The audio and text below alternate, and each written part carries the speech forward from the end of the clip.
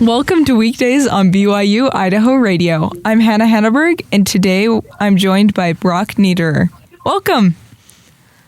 Thanks, Hannah. Thanks for having me. Of course. So recently you were awarded an amazing scholarship. Can you walk me through that moment when you found out you were selected for the Charles Schwab scholarship? Oh man, I was so excited. I remember seeing the email, and I had kind of forgotten about the scholarship. This was something I had applied for in March or even April of this year. And so, it's been months later, things have come and gone. And so I kind of forgot about it. And I got this email and I was just perusing through it. And when I found out, I was like, let's go. And I was on at the top of my lungs, and I was grabbing my wife, Phoebe, and I was like, guess what? I'm like, so I was very excited. And I was super pumped about it. And it was such a blessing. Wow. And how did you find this scholarship in the first place? I owe a thank you to my professor, Dr. Taft Dorman. He is the head of the financial planning program at BYU-Idaho, and he actually let all of us know. He sends it out into teams and kind of like through email to everybody, and it's just letting you know, like, hey, there's a RA specific scholarship right now. So if that's the field you're interested in, go ahead and apply. He's like, it is a competitive one and it takes a lot of work. It was not like just downloading a PDF of your resume. Like, there was a lot of writing and specific things you had to get done. So, but I took the time for it, and I found out from him, and he actually wrote the letter of recommendation for it too for me, because you need to attach one of those, and whatever he wrote was good enough to help me out. So I owe him a huge thank you. He was such a good support throughout this whole process. That's amazing. Can you walk us through that process a little bit more? I know you said you had to write some essays.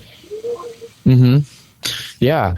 So there was an own website dedicated to just applying for the scholarship, and they kind of had their own software that went along with it.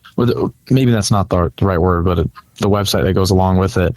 And on this website, you had like your own profile, and on there, it wanted you to give you they wanted you to give a resume of your experience of what you're doing in the field, but it wasn't like, hey, go download it. They wanted you to write it. So, for example, they'd say, tell us about some relevant work experience in this industry. Tell us about some volunteer experience relating to this industry.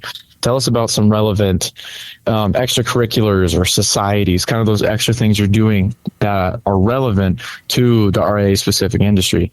And so it wasn't like I could just copy and paste. And one thing I thought too was like I wanted to stand out, so I tried to put a lot of effort into the writing. So that was a part of it, and then also there was a big essay portion that asked you, well, like, why this field? Why are you interested in it? What kind of things are you doing today? And I was kind of able to share my story of why I'm interested in financial planning to begin with, and why I'm specifically targeting the RIA industry with Schwab for that scholarship. And could you explain a little bit how you got into finance and what made you interested in that as a career?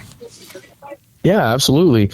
Truth be told, I started at BYU-Idaho as an agribusiness major, and I did an agronomy internship, and agronomy is plant sciences. And for the summer, honestly, I was a glorified farmhand, and it was fun, but I was like, it wasn't quite it for me.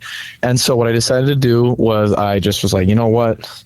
I'll finance or accounting. I wanted to pick something specific instead of, I just wanted to pick something specific. And I started taking those classes, and I was just going through the motions, and I reached out to an academic advisor, and he recommended, hey, go to a society. And so I started going to a bunch of different societies, just to kind of try it out. But none of them really caught my eye until I went to the Wealth Management Society. And there they had a financial planning professional speak, and I just loved it. Everything he was talking about, the way that they are ultimately serving people and helping people, the flexibility of the careers, the problems you solve, the uniqueness. And it just seemed like there was an entrepreneurial side to it too. And I just loved that. And if you had asked me what a financial planner was before I did this, I would assume it's just insurance sales or, and controlling investments, but I saw that there's so much more to it in education and helping people. And I just loved it. And so after that, I kind of dived right in, and I owe a huge thank you, as I mentioned, Dr. Dorman earlier, but also to all the people in the Wealth Management Society and the Financial Planning Minor, just because they were so accepting and there was a fire hose of information. But all the other students in there were so helpful. We had study groups dedicated together for some of the classrooms. There was almost an extracurricular club specific for studying for a test that acts like a license to work in the industry. So there's just so much support and love and mentorship from all the other students. And so it was kind of a long answer, but I stumbled upon wealth management and financial planning. And as I went throughout, I just started to love it more and more. That's great that you have so much support from the school. And how will this scholarship support your future goals? Oh, man. It is an amazing scholarship. And so it's going to help me finish school. I'm not going to have to take out any loans or anything. I'm going to be able to graduate debt free because of it. And on top of that, there is a mentorship piece attached to the scholarship. So you get the dollar amount award, but then also Schwab kind of pairs you up with someone that they think would be a good fit as a mentor.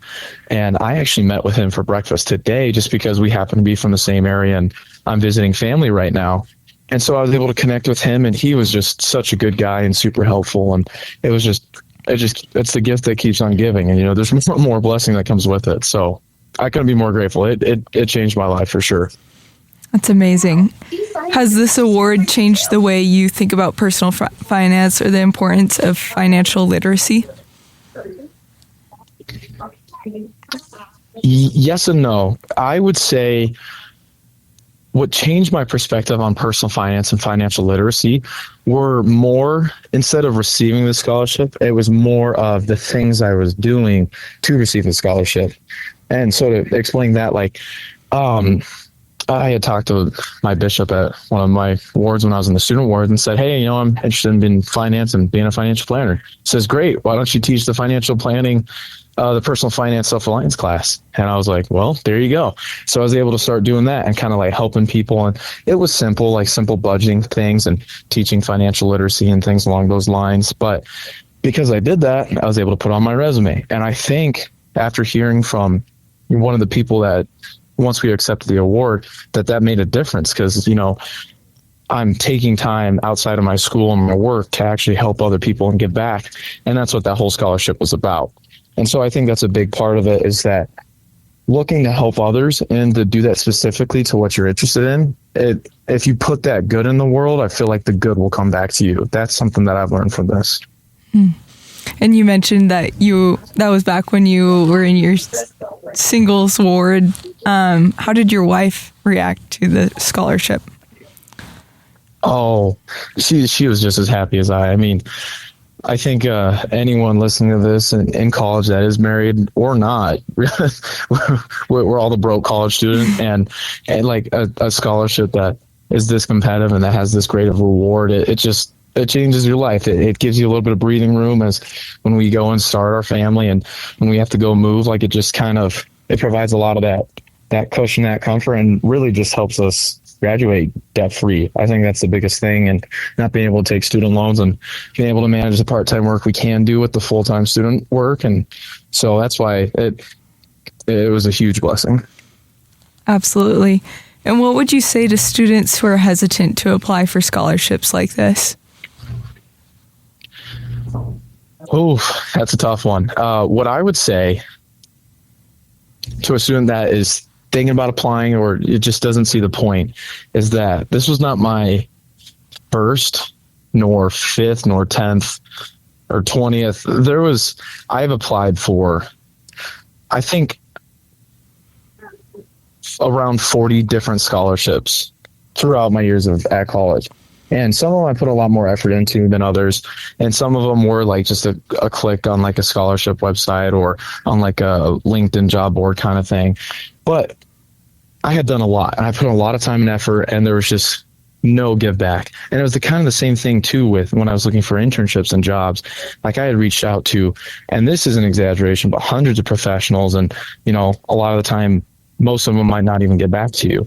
And you have to have this resilience to keep going, even when it doesn't go your way. So any student that is thinking about it, always apply, always try. There's nothing you can lose from getting denied from something like that other than time. And you have just the upside of winning. But I believe that if you keep doing it and you keep pushing through, that eventually that good that I mentioned earlier, if you're putting good out in the world and hard work, it'll come back to reward you, and you'll be blessed for that. That's awesome. Is there anything else you'd like to say about the scholarship or perseverance or things you've learned through this experience? The only other thing I would add is also keep a level of gratitude about you as well. That's something I feel like, this is just personal speculation and opinion, but I didn't feel like I was deserving, and I didn't feel like I expected to receive this scholarship. And I think that kind of went into it too. There were some other powers at hand that, because I was grateful and doing the things I was doing and not counting on someone to bail me out, that it helped out too. So just, anyone out there that is interested in, like, keep working hard, keep doing the things you got to do, keep putting good in the world and reaching out to those students next to you, helping them out, reaching out. And I really think it just kind of, like personal finance, it compounds over time and it continues to build and grow. And eventually you'll have a return bigger than your original investment of time and effort. That's amazing. Well, Brock, thank you so much for coming on the show and sharing with us. Yeah, absolutely. I hope this helps at least one person out there. Thanks for having me, Hannah. Of course.